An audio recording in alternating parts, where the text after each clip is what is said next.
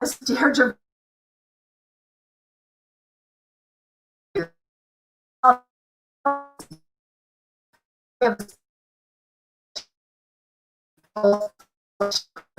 partners and senior fits. We are going to ask them to come on right.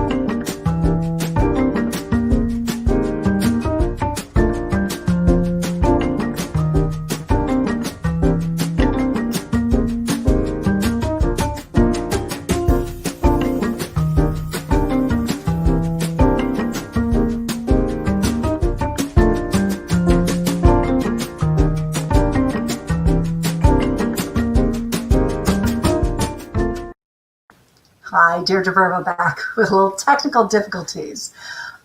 We have Michael Ostrofsky here.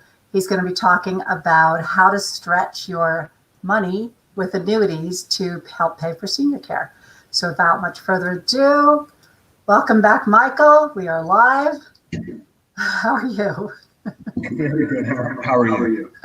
I'm doing great. Okay, so why don't you tell us a little bit about yourself, Michael, and how you got into the business? Tell us a little bit about your business. I know you work with a lot of seniors. Yeah, you got it. So, we're Flagship. We're powered by American Senior Benefits. So we are an independent firm that focuses on the retirement community mainly. People turning 65, going on to Medicare, helping them with their Medicare concerns, as well as where Medicare stops with like extended care, long-term care, those types of things. And we help also when it comes to final expense planning, estate planning, income planning, and retirement income planning as well. And, we're located right here in Shelton.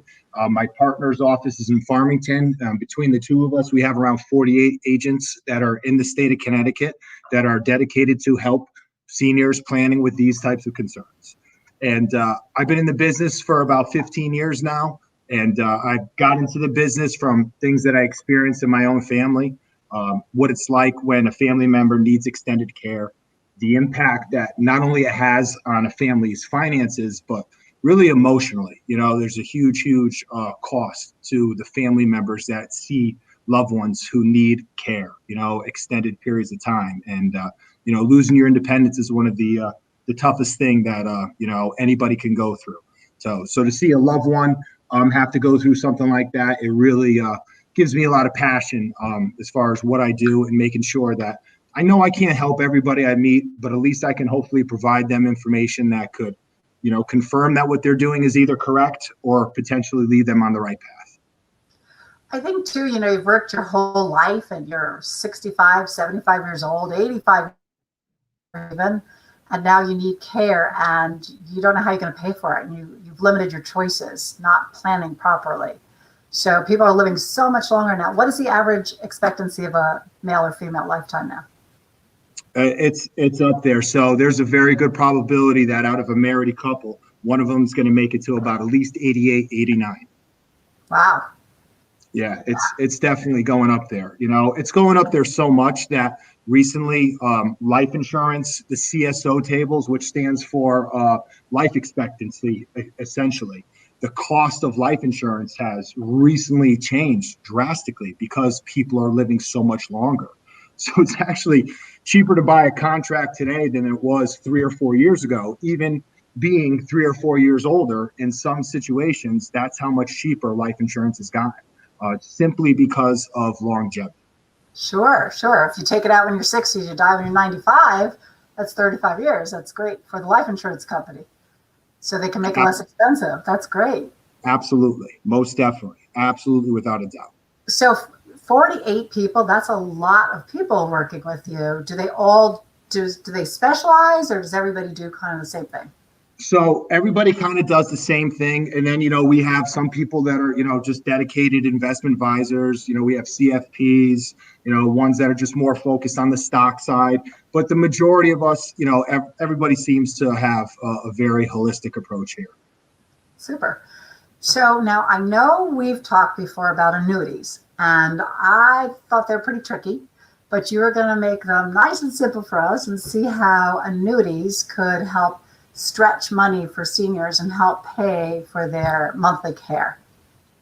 Yes. Yep. Absolutely. When you kind of look at annuities, it can help, it can assist pay for care in the future. It's never going to be like a long-term care insurance that's just dedicated for that one specific need. But, So first tell us what an annuity is. Okay, so an annuity is in a contract from an insurance company between the insurance company and the annuitant or the insured at that point in time, where on the annuity, there's really two very basic types. You're either going to have an immediate income annuity or immediate annuity, meaning you give your money to an insurance company and they immediately start giving back to you in payments, or you're going to have a deferred annuity where the money is given to the company either in a lump sum or periodic payments also in some cases. And then that accumulates to a larger value. And depending on the type of annuity, it could then be used potentially for lifetime income or income for a period of time. There's a few different types that actually exist. And annuities as a whole, there's thousands. There's so many of them out here. And a lot of annuities have a bad name. And I don't argue with that at all. There's definitely been some questionable annuities. And when you think about annuities, they've evolved so much over time. It's not even funny. If you think about, go ahead. I don't know what the bad name is. So what is the downfall? Like what could happen? So let's just use $100,000 as an example. If you invested $100,000 in an income annuity, how's it different than a deferred annuity? Well, there's a difference between an immediate income annuity and an income annuity. So there could be ones that have lifetime income. Then there's ones that are just a period certain. So there's only a set period of time that income will be paid out. And when that's over, the contract is done. That is more of older annuities. Now we have a lot of ones that have lifetime income or lifetime income riders, where that amount that you're receiving is guaranteed forever, no matter how long you live. And you can also have an income beneficiary, which could be a spouse. So if you were to pass away, that income can continue on moving forward for your spouse as well. So what is that one called? Income annuity. A lifetime income annuity.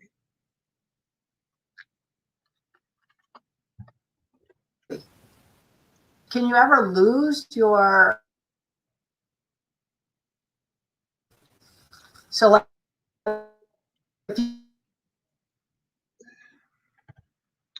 Deidre, I'm very, very sorry. It's tough to hear you right now. You're coming in a little bit. The microphone's not coming through. Am I breaking up? Okay, hold on. Yeah, on my side, it sounds a little better. Robotic. Oh, he's perfect. Okay, so I'll try to speak clearly, see if that works, because I sound regular to me. Can you hear me? I can hear you great now. Yes. Okay. So if you had a lifetime income annuity, saying it's stable, and somebody put $100,000, what could they expect? Deidre, I am so sorry. I couldn't get one word of what you said. Here. This could be a browser issue. Yeah, saying we're having technical difficulties. Sorry. So if we put $100,000 down in a lifetime income annuity, how does that work? All right. So how that would work is this. The money is given to the insurance company, and usually people start income at a later date in time. It could be a year later, it could be 2 years later, 5 years later. How they work is if you take it right at the start of the contract, it's going to be based off of the age of the younger spouse. All right. And then there's a factor applied or a percentage based off of their age, of which how much of that $100,000 you would be able to receive as a lifetime income. And no matter how long either spouse lived, that income would always continue on no matter what. And with a lot of lifetime income annuities, it pays to wait. So what I mean by that is they get roll-up percentages and roll-up credits. So an example would be one company would offer a 5 or 7.5% sometimes even 10% roll up on your income base every single year that you wait to take the income. What does that mean in terms of dollars? Well, it's really, really tough to quantify because everybody's at different ages, you know? So like, you know, let's say as an example, you know, let's say, you know, a couple started with 100K. You can see me. All right. And then you know, they waited and it rolled up every single year, you know, let's say at 7.5%. Their income would get a bump every year, 7.5%. And their account value would also be earning interest, but it's designed more on the income going up here. And then when they start income, and let's say it's at year 5, and for this example, you know, just excuse my math, let's say the 100 is worth 150,000 at that point. And at year 5, they start taking income. It would be based off of the age of the younger spouse. So it might be that they're receiving 6% of that number now, and they'll receive that money every single year for the rest of their life, no matter how long they would live.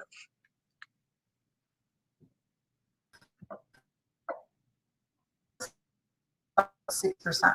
Yeah, I couldn't hear you, Deirdre. Oh, what is the percent based on? How did you come up with 6%? Their age. Yeah, that was just an example, a number. So they started at, let's say they were age 65, and their starting percentage was 4.5. And every single year that they waited, they got a 30 basis points increase on their percentage, as well as a roll up to the account value of which they can then start using it for income. You know, so you would see something called this PIV, which is going to stand for protected income value, and then account value. And their protected income value could be 150K, but their account value might only be 120K. When it comes time for them to realize this as income, they're going to use this larger number right here. And then based off of their age and how many years they waited, they would then be starting at a percentage here and receive that for the rest of their life. And we work with some carriers. Well, there's only very specific companies that can do this, where they then make increases on the income every single year. So instead of when the market goes up, instead of your account value increasing, companies will apply it to your income value. So what this does is it allows you to keep up with inflation, allows you to keep up with the cost of living.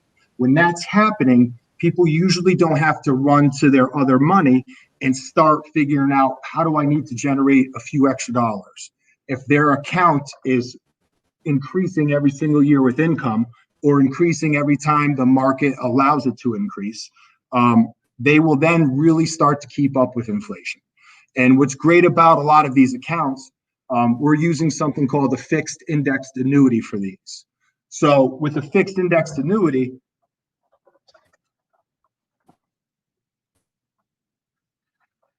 all right, let's say it begins, all right, and we have 100K, and this right here is a year, so 12 months, all right?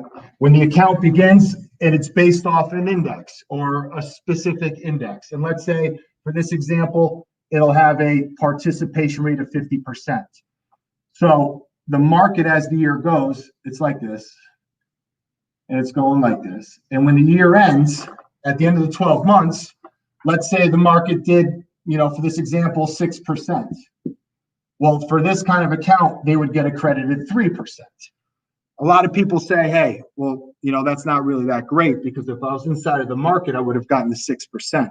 And that's very, very true. But what's great about an FIA, a fixed indexed annuity, is this right here. So when that market's continuing and we're getting close to the end, and then it goes like this, your account value, you get no loss whatsoever to your principal. So it's almost like zero's the hero.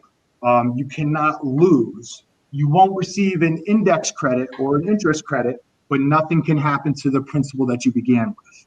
And annuities have something that are very, very, very unique, fixed index annuities. They have what's called annual reset. All right. So if this money was inside of the market or inside of a fund, if the fund value dropped down here, you're not going to earn any interest until your account value becomes whole again. Then once it starts going up, that's where, you know, if you were in the fund or in the market itself, that's when you would then start earning interest again or dividends, however the account is kind of set up. With a fixed indexed annuity, when the year ends, and let's say we're going to make a number, the market was at 2,200 when it began, and at the end of the year, it ended, it was at 1,800. With a fixed index annuity, when you have your anniversary, which is going to be based off of the date the contract was issued, you have what's called annual reset. So if the market's at 1,800, well, you start at 1,800. So then if the market starts to rebound and come up, you don't need to go up this big, big hill to get to where you started. You're participating in the gains right here.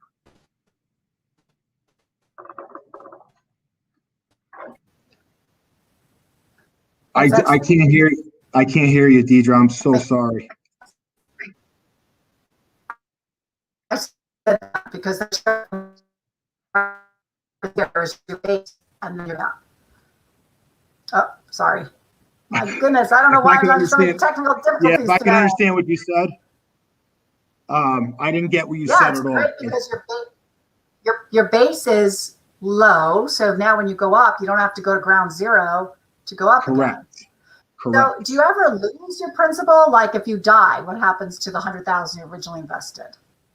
All right. So if, let's say in this scenario, the person died, it was a lifetime income and annuity. If they died 10 years, 15 years into it, there's a possibility that they still have an account value left. So if there is an account value left, that would go as a beneficiary to, you know, kids or the next generation. But these here are set up as spousal beneficiaries. So when you're married, the income never ever stops for the survived spouse. And that's really, really important, especially when it comes to when one spouse leaves the house and steps out of this earth. Your town doesn't call you up and say, hey, I'm really sorry about your husband or your wife passing. We're going to lower your property taxes, or we're going to cut down your electric bill, or you don't have to work. You still have the same bills. You still have the same cost. It's just, you know, you can't replace a loved one with money, but having an account like this kind of helps provide a little bit of stability, clarity, knowing that, okay, this income cannot stop no matter what. And that's a really powerful thing when you think about retirement income planning, because you want to find a ground or a floored income like Social Security or a pension, you know, and an annuity is a great addition to that type of guaranteed income. So that way now you know you're going to keep up with the cost of living and make sure that you have enough money and hopefully don't have to invade other accounts for principal because your income is went down. So, Michael, could your money ever run out? Like if you live for 35 years, does the annuity money ever run out? The insurance company is going to hate you, but no, you know, because they still have to pay. So with a lifetime income and annuity, it doesn't matter how old you are. And I tell people all the time, in those scenarios, when your account value gets to zero, that's a reason to almost celebrate, you know, because you're on all of their money now. Now it's them that have to pay you every single year for the rest of your life, no matter what. And they do. So in this scenario, if your money ran out to zero, are they still paying you? You're still getting paid your income every single year, even with having a zero account balance. And is the income like on the original 150 from years before? Whenever you started that income, correct. Yes. In this scenario, absolutely correct, Deidre. Excellent question. That number would never change, no matter how your account value changed. You know, that number's always going to stay the same. And we actually work with certain companies that do increases to that income. And there's one company that we have even when your account value gets to zero, it's the only company that still guarantees index credits applied to your income. So your income is increasing still. That is so powerful, especially when we think about the problem of longevity. And when you talk about, people talk about the different risks in retirement. Well, there's market risk, there's interest rate risk, there's long-term care risk, there's a few different things, but longevity risk is the risk multiplier. That is the thing that's going to say, okay, well, you made it through these two corrections. Well, guess what? You're still here with us. When the market corrects it again, you're just at a much older age. And unfortunately, at that point in time, you're also forced to take distributions on your account. And when you have a market correction, that can get rid of a lot of your income if you don't have a part of your portfolio or your overall plan that has some form of guaranteed income. And that's the importance of a lot of annuity planning, especially with lifetime income annuities. Now,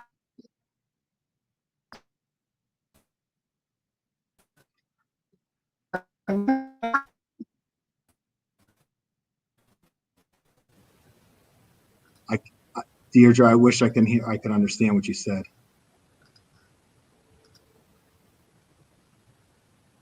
I can hear you texting.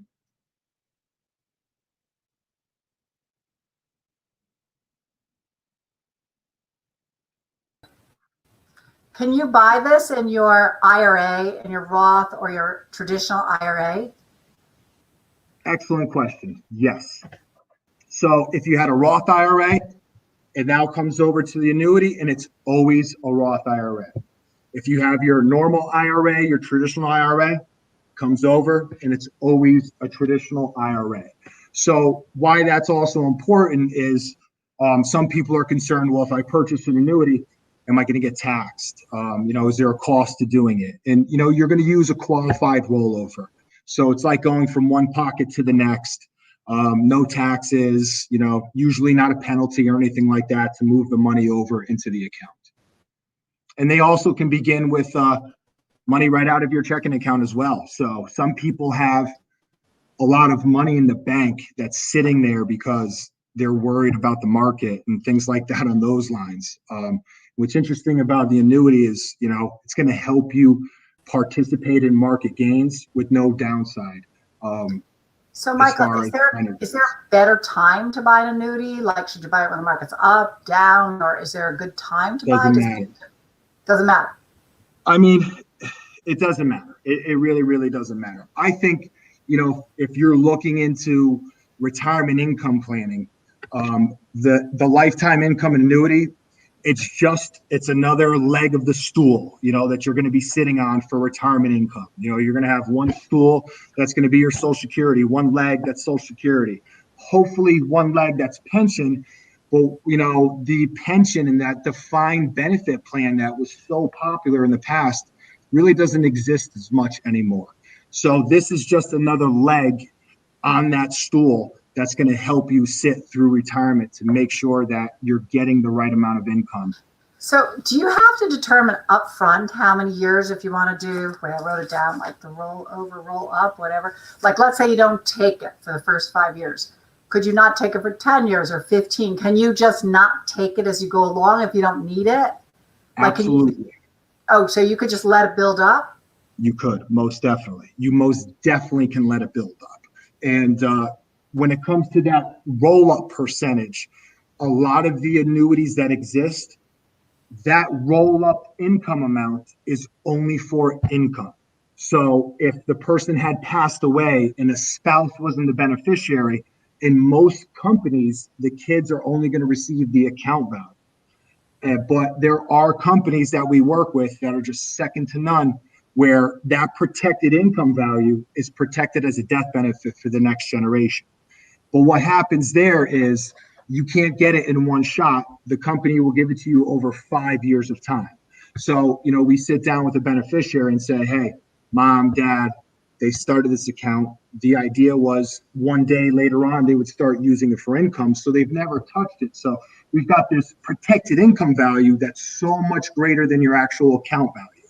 you have two different choices today. I can give you this little small check that's the account value today in one shot, and then you have to pay taxes on it one shot, or you could take this much larger over the next 5 years and actually even reduce your tax exposure because you're taking a piece every single year. Which one would you like? And most people, I will fight tooth and nail to make sure that somebody takes it over 5 years, because what a waste to just take that smaller dollar amount to have it as one shot. Okay, so let me understand. So let's say you put in $100,000 and you don't take it income for 10 years, and now it's 200,000, and now you die, and now your kids could either get basically like maybe 100,000 plus something, a little bit more, or take the 200 over 5 years. You got it. Okay, so it accumulates, so you don't actually lose it. So it's not actually, it doesn't hurt you to not take and that's where I want to say, not all annuities are created equal. Not all companies are created equal. Some companies, they won't give that larger dollar amount, so you're only going to find that from the finest, highest rated, and the carriers that have a lot of liquidity on the books. And what I mean by that is this: in order for an insurance company to take any one of your dollars, my dollars, or clients' dollars, they have to first prove that they have at least 1.5 times what you're giving them in a reserve to pay out for future beneficiaries. And now a lot of the companies that we're working with, they have 400, 500, even as much as 700% the required reserves on the books.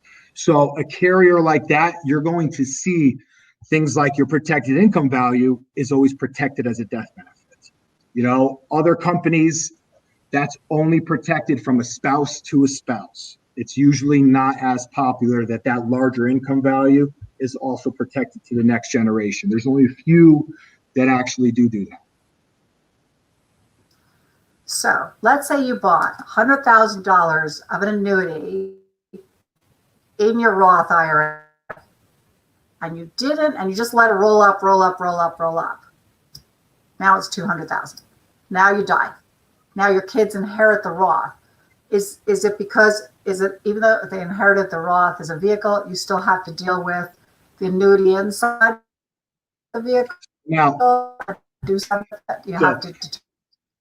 In my mind, Roth IRAs are I love the Roth IRA. I think it's just absolutely brilliant. It was created by our government.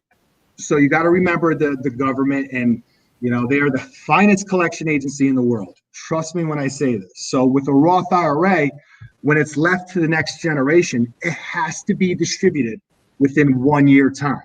They have to do something with the account. Oh, 1 year? Yeah, if they don't do something with the account, there could be as much as that includes the annuities too? So that includes the annuities too? Yep, the Roth always follows the Roth guidelines, and IRA always follows the IRA guidelines, and there's been some really big changes recently with, the Secure Act. In the past, you can use a beneficiary-friendly IRA for multiple generations, or at least the next generation, depending on how the account was set up. Now with the Secure Act, that has to be emptied out within 10 years of time. So you can't stretch it for a lifetime. It's got to be 10 years on a normal IRA. The traditional IRA has to be 10 years. Correct. The Roth is 1 year now? 1? So that's on a beneficiary thing. As a client or the person who has the Roth on themselves, there's other rules with the Roth, like the 5-year rule. You need to wait 5 years until you take it from income, unless you have another Roth that's alongside of it that you're currently making contributions. That's one way to kind of get around that as well. But there are rules with the Roth IRA, just like how much you could put into it every year.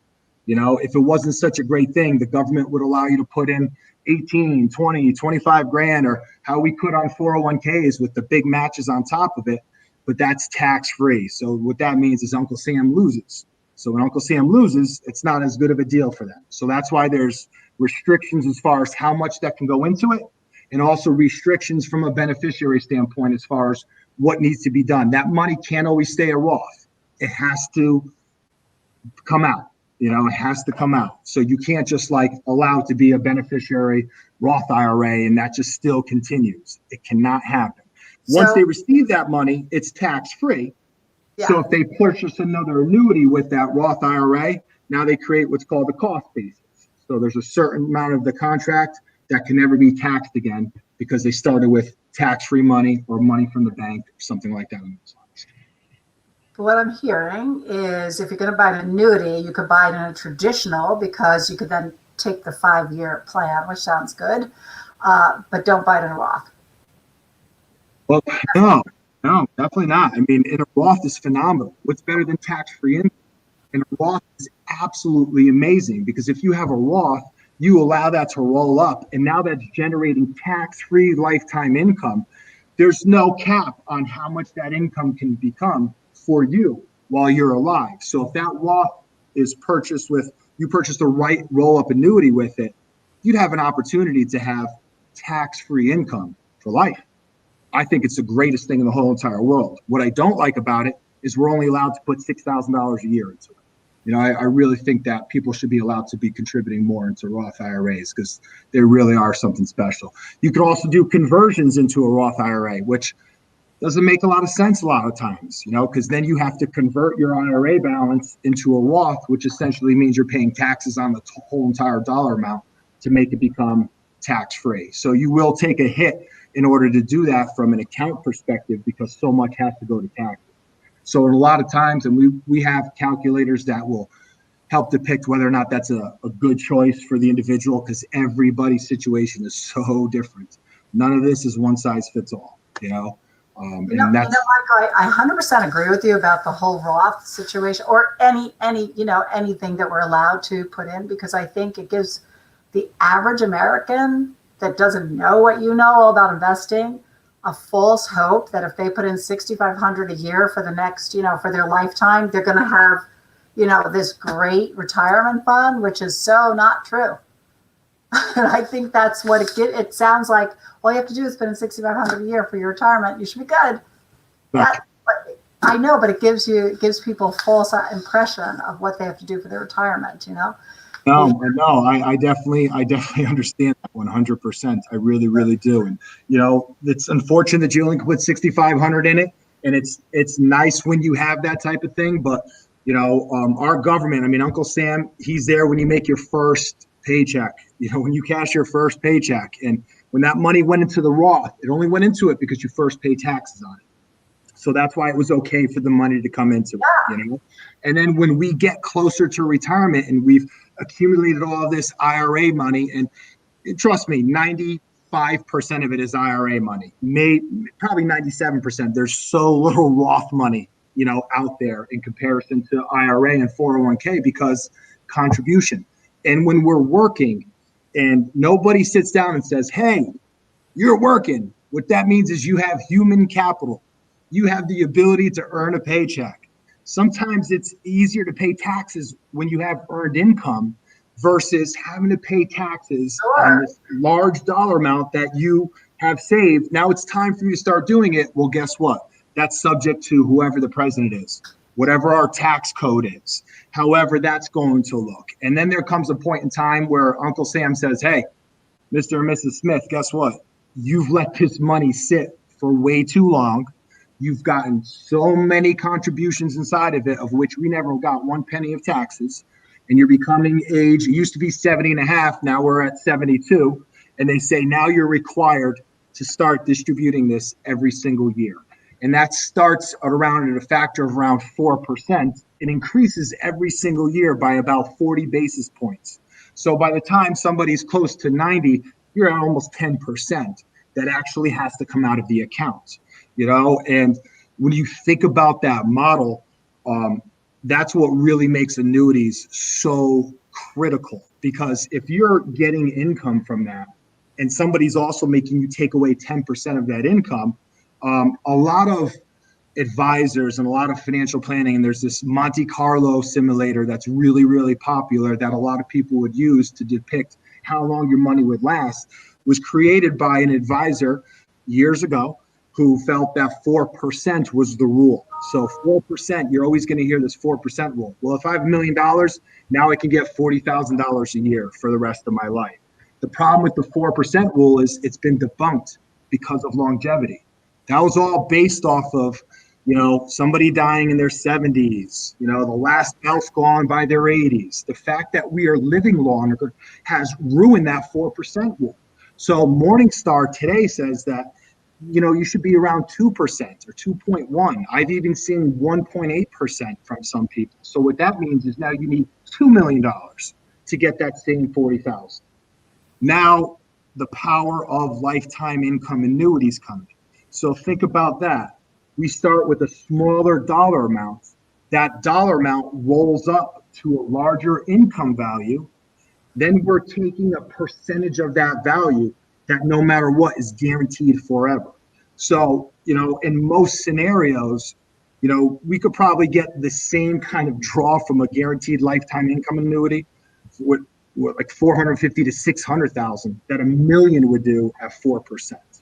So I have a few questions. You use a lot less money to get the same job done. Okay, a few questions. Are there increments that you have to buy annuities in? Can you buy 60,000 worth? Do you have to buy 100,000? Are they? What kind of increments can you buy then? So there's a lot of different kind of laws and rules with annuities called suitability. So that's a really important thing. So Deirdre, if you came to me and said, Mike, I got $100,000, I want to put into this annuity right now. I heard they're the best thing in the whole entire world. The only way I can make that recommendation for you is if I know that you have another $100,000 somewhere else that you can readily access if you have an emergency, because you want to make sure that all of your account value is not annuities. Just like you would you would also want to make sure that all of your account isn't bonds or all of your account isn't equities. You really need to have a balanced mix in order for things to really work. Is that a rule? Is that like a rule? Yes. Okay. Yep. So, there's certain guidelines from each company for suitability of what they're going to allow to go into it. And as we start to age gracefully, like an octogenarian, they're looked at completely different from an annuity company because now the probability of them passing away is much, much greater. So the time period of the surrender schedule should be smaller for somebody in around those ages. It's not a good idea in not all cases, but in most cases that they don't lock the funds up for this great period of time. So there's all different balances for every single scenario. So is there a minimum and can you buy extra as you go along? Yeah, so great question. So a lot of companies, you see it different from company to company. I've seen companies that have as small as 2,000 if it's an IRA. Most companies are 5,000 for a minimum. A lot of the companies that we use, they're $25,000 minimums, things like that, right around those lines. But what some of them have allowed, and I say some, I'm not here to endorse any one specific insurance company, but some of them, they're all not created equal. That's the most important thing. And other ones will allow so many more. I'm so sorry. I've completely lost my space here. Excuse me. All right. I don't even know what I was saying now, Deirdre. Sorry about that. Okay. You were talking about if you can add to your annuity. So let's say you bought one for Oh my God. Thank you so much. Can you add all companies, like I was saying, they're not created equal, but some companies will allow you to put additional money within 12 months, 18 months of time.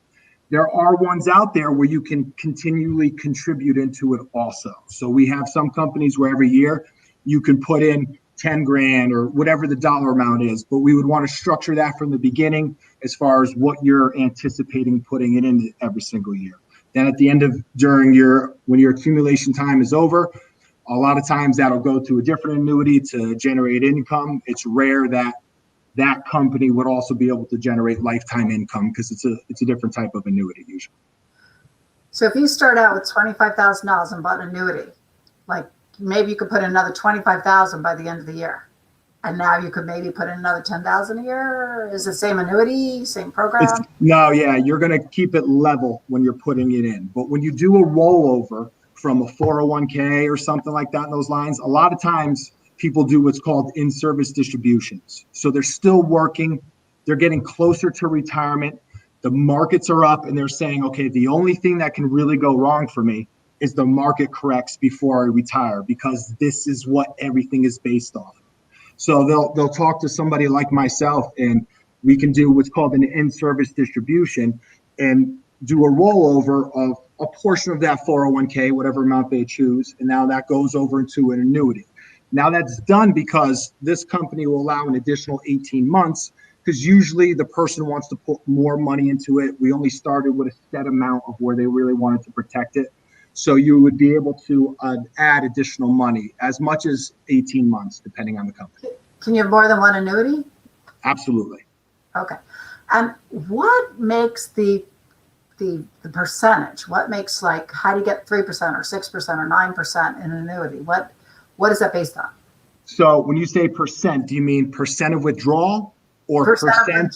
When you get your lifetime, All right. So you're going to see higher percentages when it's an immediate annuity. So it's not a lifetime income. It's a period certain.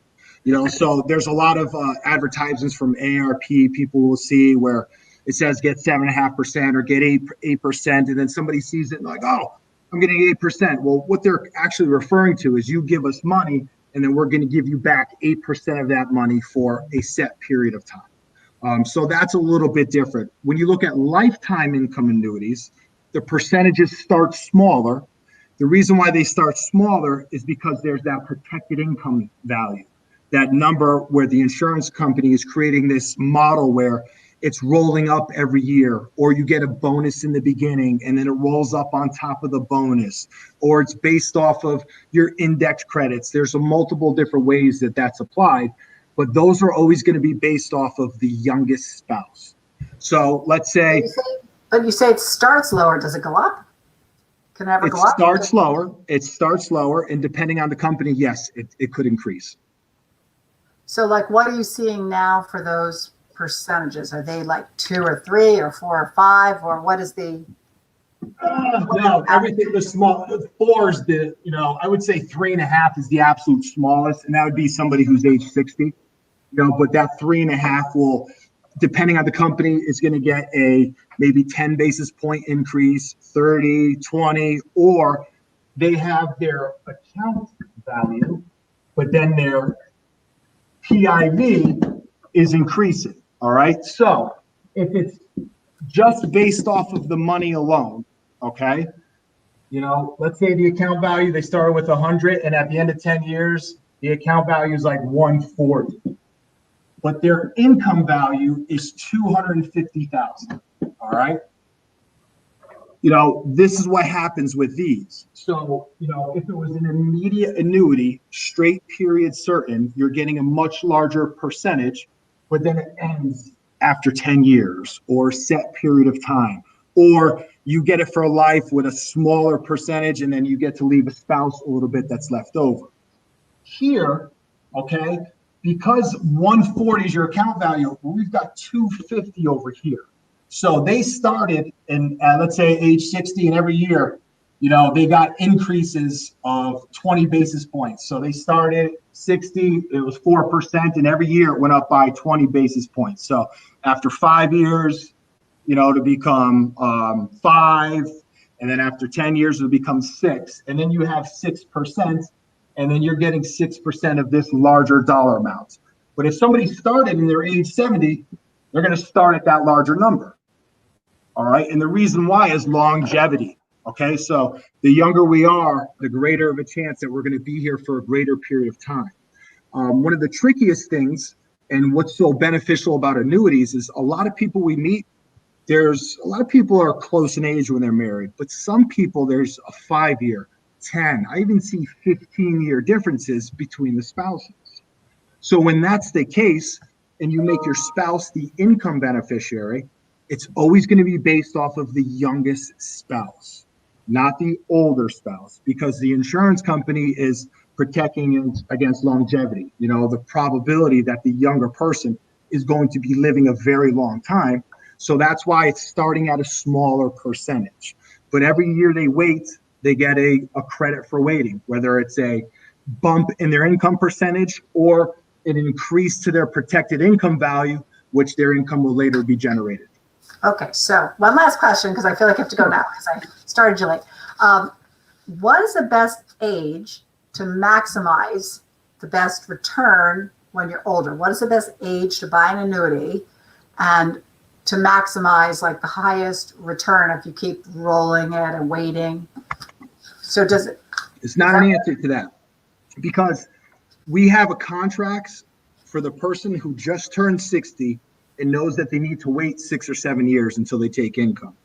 Then we have contracts for the person who's 66, 67, is not going to have a pension, has a big 401k, has limited or only so much Social Security, but is used to be making so much more money than what Social Security would be providing them.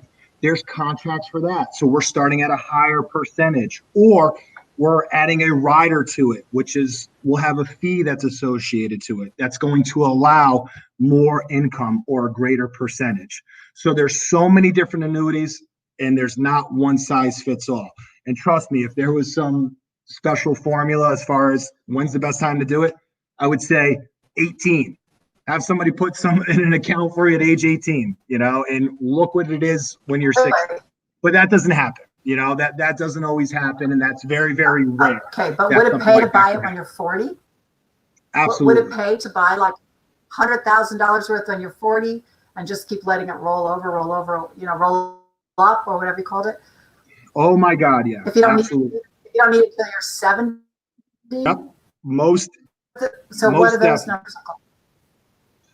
So what I'd have to do is I'd have to, give you a little bit of an exact illustration. But for somebody that I've recently helped, who, they received money from a medical malpractice. Unfortunately, it was a very, sad thing because somebody had passed away, and one of the beneficiaries was much younger. So we put $100,000 into a one of the best roll-up annuities that exist. And he's 21. When he's 60 years old, and the first year he could take income, his starting income was around $140,000 a year. His starting income was around $140,000 a year. Absolutely massive because of all of the roll-ups, the bonuses, the large protected income value, and then the percentage that he would be starting at that age. Now, after his second year of income, because the protected income value was so large, there's not going to be even much of his account value left, but he's going to be receiving $140,000 a year plus for the rest of his life. And also that money's going to increase. So if the market goes up, he's going to get that increase as well, which is the best thing in the world. But that is a very rare situation. How old is he now? 40? We just started a few years ago. So he's still a very young guy. He's 21? Yep, 22. Yep. So it would pay to give your grandchild a $100,000 annuity. Yeah. Depending on the annuity, most definitely, 100%. This is by far the greatest one that's out there that we use for him, in that scenario. So there are certain ones where it would never make any sense at all because you could put money in other locations. But the big thing for this money was making sure that there was income in the future for him. So there couldn't be a better contract than the one that we selected. And we always do a comparison every single time we help somebody out. Because we have so many companies, we have all the carriers, we have access to everything. We always do at least try to do at least a 3-product comparison to make sure that the person is choosing what they feel is right. And I think, spending the time educating prospective clients about the ways that different ones work, and then showing them exactly how it's going to look with a few different types of contracts really empowers them as far as making sure that they made the right choice. Because so many people have said to me, I don't know if this is the right choice. Did I make the right choice? And there was a big part of my career where I worked under one umbrella. So all I could show was what was under that umbrella. And, I would tell people, yeah, it's the best choice because I didn't know, I didn't know then as much as I know now, and that's all that I could see. So it's really important that you work with somebody that's independent, that can look at everything that exists to give you the best objective opinion to say, hey, this was your concerns. Your biggest concern was A, B, and C. This is what's going to look like at this carrier. This will look like here, and this will look like here. Which one do you think is going to be the best for you? We kind of really tailor them to the individual. So sometimes we use multiple annuities to get the same exact job done. No, I love that American senior benefits. You can look at them all. It's kind of like the Yes. difference between going to a bank or a mortgage broker, who's got really that shopping correct. it for you. Absolutely. So, I love Absolutely. that because I always say to people, you know what? If you go to bankruptcy, they'll tell you to go bankrupt. They're not going to tell you how not to. So, You hit that right on the nose. 100% correct. Very correct. And Deirdre, I know that we're cutting it short, but just one thing that I wanted to mention, because I know the basis of the show, we were kind of talking a little bit about how this can generate income for care. So when you're in that lifetime payout that we were talking about before, and let's say, we're in our 80s now, because most people, not all, but most people, when you need care, you're looking 80 to 85 is sometimes the range where people need help. And let's say, somebody was getting, $45,000 a year as their lifetime income. Okay. If you need help with 2 out of 6 activities of daily living, or are confined to having to go into a nursing home or something like that, we now have carriers, and there are now contracts and companies that exist that do a doubler. So if you need it for care, they're going to make it double it to 90,000, and they're going to do that for as much as 5 years. And at the end of the 5 years, you go back to your 45,000 or whatever your income number was. The doubler is gone, but you were able to access that much more money from the insurance company to help assist pay for care. Now, there's a catch-22 with that. Trust me when I say this, because the majority of the time, this money is IRA money. So taxes have to be paid. So, you're still getting additional money to help pay for care.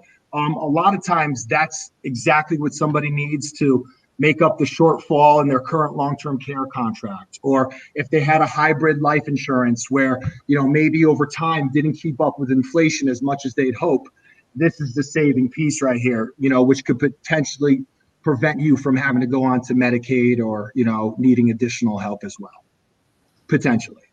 Well, Michael, you have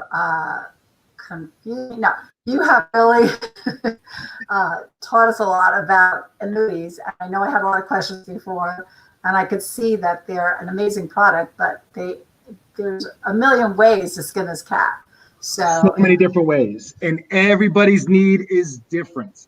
Trust me when I say this. Yeah, no, I get that. I get that you have many, many products, and it's not just like a choice of 2 or 3 products that you have lots. No. And everybody's needs are so drastically different, and that's why it's really, really important to, make sure that you look around, you really kind of make comparisons to make sure that you're working with the right people and, especially the right company when it comes to finding, a contract that will guarantee your family income for the rest of your life. Absolutely. What I like about you is you really take the time to sit with a person, determine, if they're single, if they're married, if they have other assets, how long they need it. Like you're looking at the whole picture. You're not just trying to sell them something. So you're trying to do what's best for them and what they need it for. So you're really having it's a much longer conversation. So it definitely is. You really have a lot of products there in your basket. Absolutely. Yep. We most definitely do. Yep. Absolutely. Without a doubt. No wonder you have all those people working for you and all these things going on. I could see why. So, Michael, you've been wonderful. Thank you so much. I know that, this is something I've actually been curious about for about 5 or 6 years. So you answered a lot of questions for me.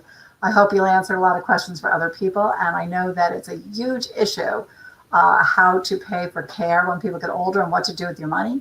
And even my mom hates that she has to take out distributions because she's 83 and doesn't want to have to figure out where to invest.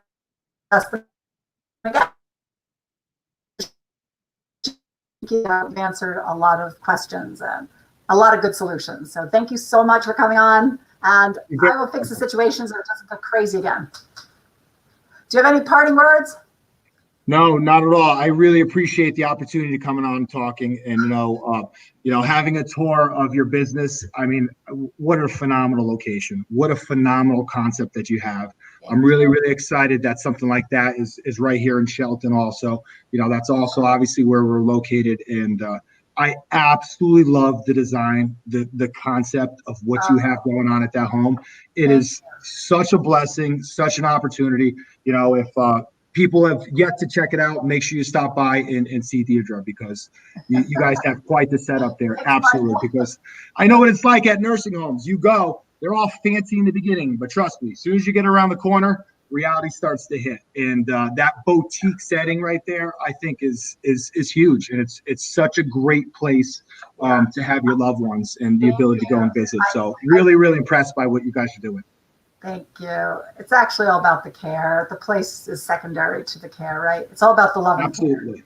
Yep, 100%. But you have a great setting to receive the care. You know, when you're in a place and it's institutional, it's completely different. You know, so you couldn't have a better environment for it. Thank you so much. I hope to see you on again, because I know you have a million other things to educate us on. Absolutely. Let me know when you're ready. Okay, Michael. Thanks so much. Bye-bye now. That was Michael. You know, I have wanted to know about annuities, honestly, for 5 or 6 years, and I've asked other people, and nobody's ever explained it quite like Michael has. So, wow, I love it, because there's so many different things you could do with it. I'm now thinking of grandchildren gifts. That I think would be a great thing to do with it. Well, thank you so much, everybody, for joining us, and see you tomorrow on Let's Talk Seniors Memory Care Issues. Till then. Hi, Deirdre here again. Thank you for joining me on Let's Talk Seniors Memory Care Issues. Is this an issue hitting home? Do you have a parent or loved one with memory care issues who you feel is not safe at home anymore? Are isolation, falls, and safety issues becoming a big concern? Welcome to Dogwood Senior Home, premier boutique residential senior living specializing in memory care. It's country living at its best in the Huntington section of Shelton, Connecticut. We're truly a home with only 6 senior residents living as one family unit. Senior residential homes are concepts sweeping the nation with 47,000 across the U.S. We're pleased to open Dogwood Senior Home, as it will be only number 6 for Connecticut. Brand new, sparkling clean, opening mid-June. And safe, safe, safe. We are COVID-free. Residential care homes boast a very low COVID infection rate across the nation. This is due to the intimacy of size and speed in which the caretakers can shift to accommodate immediate needs. They are much safer than the large homes and facilities, as you can imagine. It has been documented that residents have less falls and a better quality of life in a residential home environment. Our home is more affordable than the big box facility. You pay one all-inclusive price, and that price is guaranteed for the life of the resident. With an incredible 1-to-3 caregiver ratio, which you won't find anywhere else. Our friendly, loving caregivers are dedicated and trained in Alzheimer's, dementia, and Parkinson issues. We're only taking 6 residents, so the home will fill up fast. Call me at 203-689-7562 for a talk and tour. I would love to meet you and your loved one. See you soon. Bye.